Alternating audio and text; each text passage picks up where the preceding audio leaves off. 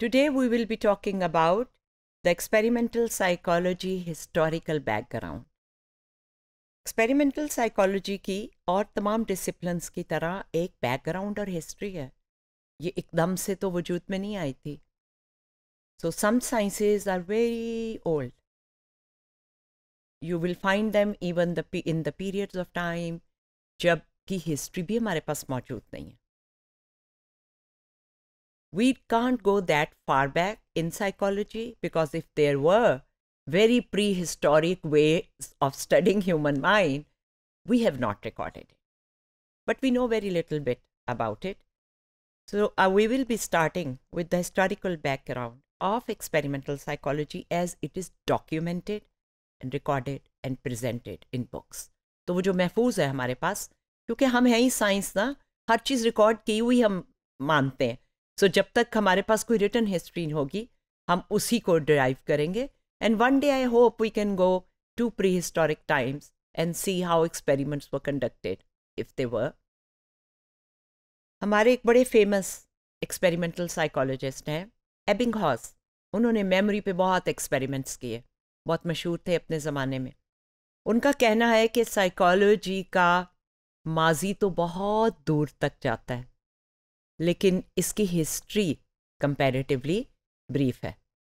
इसका मतलब वही है जो मैं थोड़ी देर पहले कह रही थी कि इसका माजी तो बहुत प्री हिस्टोरिक है. पता नहीं कब से इंसानी जहन और बिहेवियर को स्टडी किया जा रहा है, लेकिन इसकी जो हिस्ट्री डॉक्यूमेंट हुई है वो इतनी लंबी नहीं है. ये एक डिसिप्लिन के तौर पे उभरने में इसको बहुत ज़्यादा सेंचुरीज नहीं गुजरी. साइकोलॉजी जो उभरी है, तमाम साइकोलॉजी, वो फिजियोलॉजी और फिलॉसफी के कॉम्बिनेशन से उभरी. क्योंकि ह्यूमन माइंड के बारे में और उसकी सोच के बारे में जो साइंस डिसिप्लिन या बॉडी ऑफ नॉलेज बात करती थी वो फिलॉसफी थी. अब क्योंकि साइंस जो है वो तजस्सुस पे चलती है, curiosity is the main motivation for science, कि देखें चीज़ें होती कैसे. तो ह्यूमन माइंड के बारे में भी तजस्सुस होगा, क्यूरोसिटी होगी. तो जब साइंटिफिक साइकोलॉजी उभरी तो उसके पीछे कुछ फिलॉसफी की थेरीज थी, जिनमें एक डुअलिज्म थेरी थी जो ये कहती है कि इंसान का माइंड और बॉडी जो है वो अलग अलग हैं. तो इसलिए बॉडी को तो biological sciences, physiological sciences study करती थी, और माइंड के बारे में फ़िलॉसफी जो है वो मफरूज़े बनाती थी, लॉजिक की थ्योरीज बनाती थी. How do human reasoning takes place.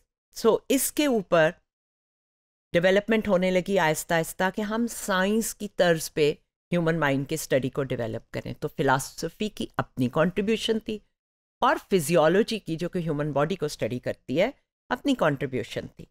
सबसे अर्लियर फिलोसोफर जिसको हम देकार्त कहते हैं, वो कहता था I think therefore I am. मेरा वजूद ही जो है वो इसलिए है क्योंकि मैं सोचता.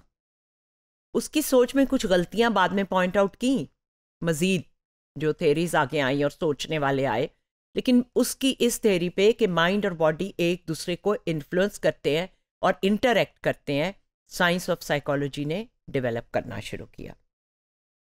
तो मसलन आपकी सोच कुछ आई है या आपका बॉडी में कोई एक्शन हुआ है, तो जो बॉडी में चेंज आई है वो आपकी सोच को इफ़ेक्ट करेगी, आपकी माइंड की कंडीशन को करेगी, आपकी नींद को करेगी, आपकी खुशी की कैफियत को करेगी, और आपकी खुशी की कैफियत आपके चेहरे, आपका रंग, आपका काम करने की एनर्जी उसको करेगी.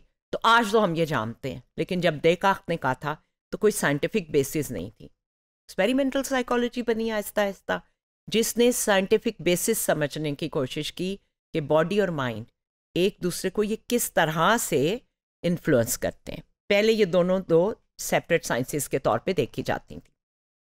फिर डार्विन की रिसर्च भी, क्योंकि फिजियोलॉजिकल साइंसेस से है, मेनली बायोलॉजिकल थेरी को पे बेस्ड है, तो उसकी जो एवोल्यूशनरी थेरी थी उससे भी कुछ ये जो रिलेशनशिप है साइकोलॉजी और बायोलॉजी की, वो जो है वो डेवलप हुई, और उसमें नए नए रास्ते, नई नई डायरेक्शंस जो हैं वो इमर्ज हुई. अर्ली 90s में साइकोलॉजिस्ट ने नेचुरल साइंस का मॉडल यूज़ करके, कि जैसे लैब एक्सपेरिमेंट्स होते हैं उस तरह से सेंसेस पे एक्सपेरिमेंट शुरू किए। मसलन हम सोचते हैं तो पहला ख्याल जब आता है तो ज़हन में किस तरह की एक्टिविटी होती है, आंखें देखती कैसे हैं, कान सुनते कैसे हैं, आवाज़ का क्या लेवल होना चाहिए जो हम सुन सकें, खुशबू की कितनी मिकदार होनी चाहिए जो हम महसूस कर सकें। So those were the early experiments. They were simple. The labs were simple, but they were modeled on the basis of the natural sciences. तो ये हमने पहले वो किया और फिर हमने उसको रिड्यूस करके उससे बहुत से नतीजे निकाले। तो ये सारा जो हिस्टोरिकल बैकग्राउंड है ये आपको ये बताता है कि साइकोलॉजी साइंस के तौर पे कैसे उभरी, नेचुरल और फिजिकल साइंसेस की डेवलपमेंट से चली। अर्ली जो साइकोलॉजिस्ट थे वो चाहते थे कि वो भी साइंसदान के तौर पे साइकोलॉजी को साइंस बनाए, और फिलॉसफी से फिर थोड़ा सा अलग होना पड़ा क्योंकि फिलॉसफी तो एक्सपेरिमेंट नहीं करती और इतनी साइंटिफिक उस तरह नहीं है जिस तरह के साइकोलॉजी बनना चाहती थी। तो एक इसमें कैच ज़रूर आया और जो आज तक हल नहीं हो सका, इंसानी जहन को स्टडी कर रहा है।